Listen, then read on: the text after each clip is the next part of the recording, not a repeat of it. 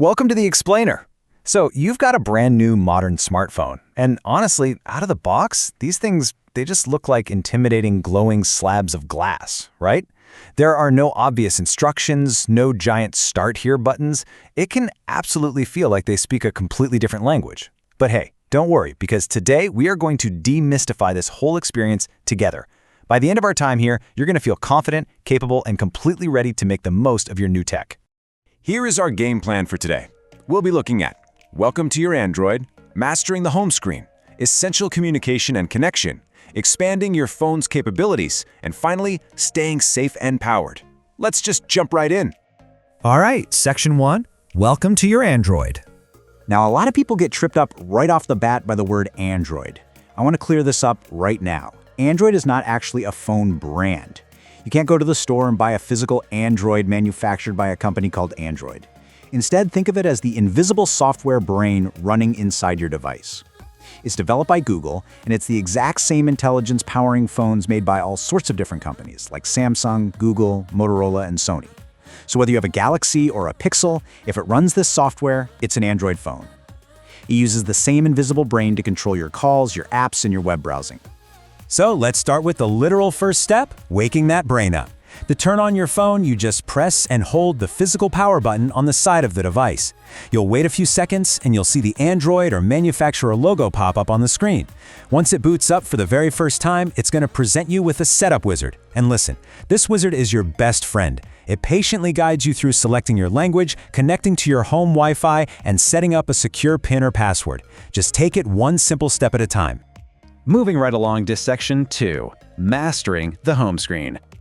The home screen is your main workspace. I actually love using a physical desk analogy for this. Just like you wouldn't want to work at a cluttered, messy desk, this clean, digital space is where all your most essential, everyday tools are going to live. It's that familiar central hub you'll always return to after doing absolutely anything else on your device. On that digital desk, you're going to find two main types of items, and understanding the difference between them is absolutely crucial. You have app icons, and you have widgets. App icons are your active tools. You tap them once to open a specific program, like your camera or your Gmail. Widgets, on the other hand, well, they display live information directly on the screen without you having to open an app at all. Think of a widget like a physical clock or a calendar sitting right there on your desk. You just glance at it to check the weather or the time, and then go right back to what you were doing. Now, down at the very bottom of your workspace, you'll find the dock. If the home screen is the top of your desk, the dock is basically your top drawer.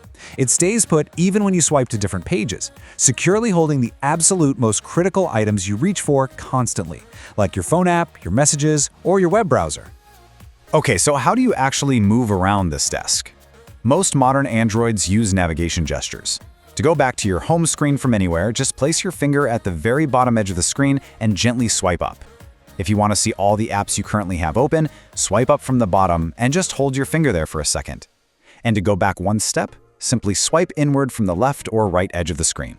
And hey, I want to reassure you right now, you literally cannot break your phone by exploring. Swipe around, try it out, and just get a feel for it.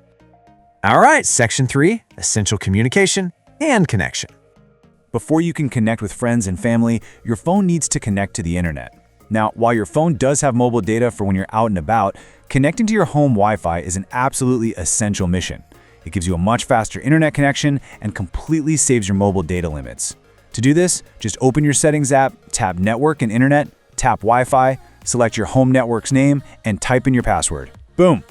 Once you're connected, a whole new world opens up. And one of the best ways to share that world is through pictures. Now, different phone brands might design their camera screen slightly differently, but the basic function? Exactly the same across the board.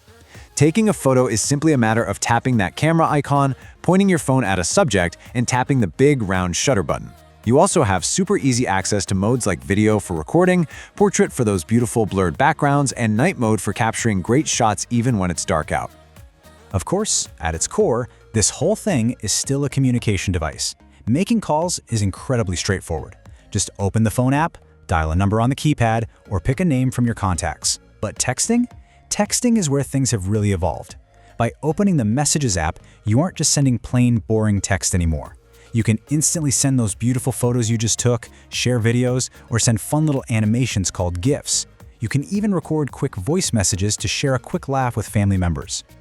Next up, Section 4, expanding your phone's capabilities. If the home screen is your desk, think of the Google Play Store as an infinite filing cabinet of amazing new tools. The Play Store is your perfectly safe, built-in shop to find and install new apps. You literally just open it, search for what you want, and tap Install. It's the absolute best place to grab popular, essential beginner apps like Google Maps for getting around or YouTube for watching videos. Now with all these apps running, your phone needs a way to talk back to you, right?